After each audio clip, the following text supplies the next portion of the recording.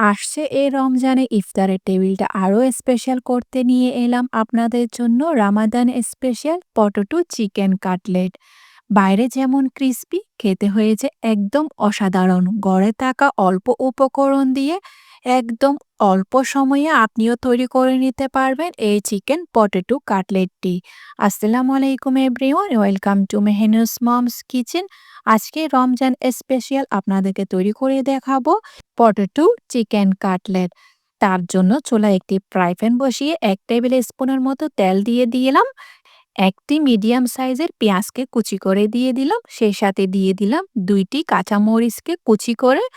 এরপর 1 টিস্পুন দিয়ে দিয়েছি আদা কুচি। আদাকে একদম মিহি কুচি করে দিয়ে দিলাম। সেই সাথে দিয়ে দিয়েছি 2 টেবিল স্পুনের মতো ক্যাপসিকামকে কুচি করে।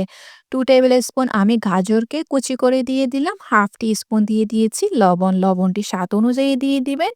1/4 টিস্পুন দিয়ে দিয়েছি গোলমরিচ গুঁড়া। সেই সাথে দিয়ে দিলাম হাফ টিস্পুন চিলি ফ্লেক্স। তারপর স্বাদ বাড়ানোর জন্য দিয়ে দিলাম আমি হাফ টিস্পুন চাট মসলা। চাট মসলাটি দিয়ে দেওয়ার পর তেলের মধ্যে এগুলাকে হালকা একটু ভেজে নিতে হবে, বেশি নরম করা যাবে না। ক্রাঞ্চি থাকা অবস্থায় এগুলাকে নামিয়ে নিব। দেখতেই পারছেন এগুলাকে আমি বেশি নরম করি নাই, একটু ক্রাঞ্চি থাকা অবস্থায় চুলা থেকে নামিয়ে ঠান্ডা করে নিয়েছি।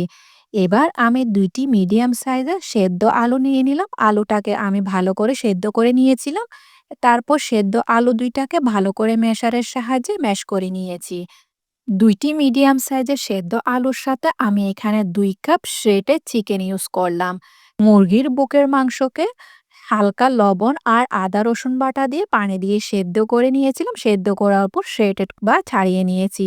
1/4 কাপের মতো ফ্রেশ ধনেপাতা দিয়ে দিলাম। ১ টেবিল স্পুন টমেটো সস বা টমেটো কেচাপ দিয়ে দিয়েছি। সেই সাথে দিয়ে দিলাম ১ টেবিল স্পুন মেয়োনিজ। অবশ্যই টমেটো সস আর মেয়োনিজটা দেওয়ার চেষ্টা করবেন। এবার সেই ভেজে রাখা, হালকা তেলে ভেজে রাখা পেঁয়াজ আর ক্যাপসিকামের মশলাটি দিয়ে দিয়েছি। তারপর সবগুলা একসাথে হাতের সাহায্যে ভালো করে মেখে নিতে হবে বা মাখিয়ে নিতে হবে। সবগুলো উপকরণ ভালো করে মেখে নিতে হবে। মাখতে, মাখতে আপনাদের কাছে আমার একটাই রিকোয়েস্ট, আমার রেসিপি যদি আপনাদের কাছে একটু ভালো লেগে থাকে তাহলে ফ্রেন্ডস অ্যান্ড ফ্যামিলির সাথে অবশ্যই শেয়ার করবেন। লাইক, কমেন্ট, সাবস্ক্রাইব করতে একদমই ভুলবেন না।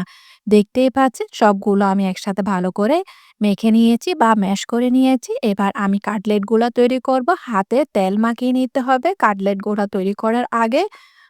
এবার প্রয়োজন অনুযায়ী যতটুকু আপনার কাটলেটটি তৈরি করবেন ওই সাইজ অনুযায়ী পুর নিয়ে নিবেন। তারপর কাটলেটের শেপটা দিয়ে নিবেন। আমি এভাবে করে দিচ্ছি। আপনারা চাইলে রাউন্ড শেপ বা গোল গোল করে যার যেভাবে পছন্দ ওইভাবে কাটলেটগুলো তৈরি করে নিবেন।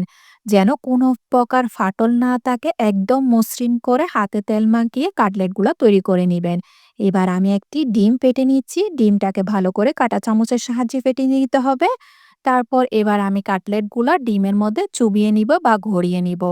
এই কাটলেটগুলা বা কাবাবগুলা ডিম থেকে গড়িয়ে নিয়েছি। এই কাটলেট থেকে এক্সেস ডিমটা ভালো করে জড়িয়ে নিতে হবে। তারপর আমি এগুলাকে ব্রেড ক্রামে গড়িয়ে নিয়েছি। ব্রেড ক্রামের মধ্যে এই কাটলেটগুলা ভালো করে গড়িয়ে নিতে হবে। ব্রেড ক্রামটা ভালো করে লাগিয়ে নিবেন যেন কোনো অংশ ফাঁকা না থাকে।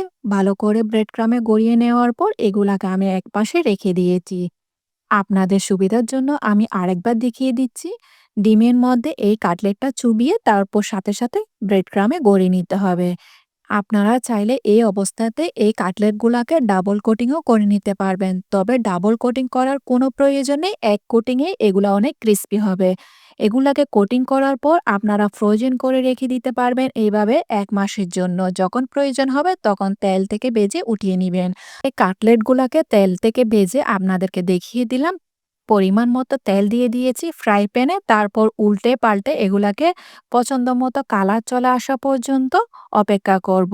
এগুলাকে বেশিক্ষণ ভাজার কোনো প্রয়োজন নেই যেহেতু এগুলার চিকেনটাও রান্না করা আছে, আলুও সেদ্ধ করা আছে, পেঁয়াজও এখানে রান্না করা আছে।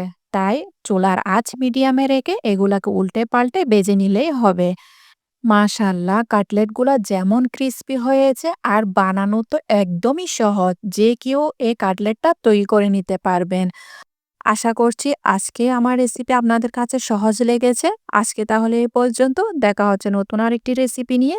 সে পর্যন্ত ভালো থাকবেন, সুস্থ থাকবেন, আমার জন্য দোয়া করবেন।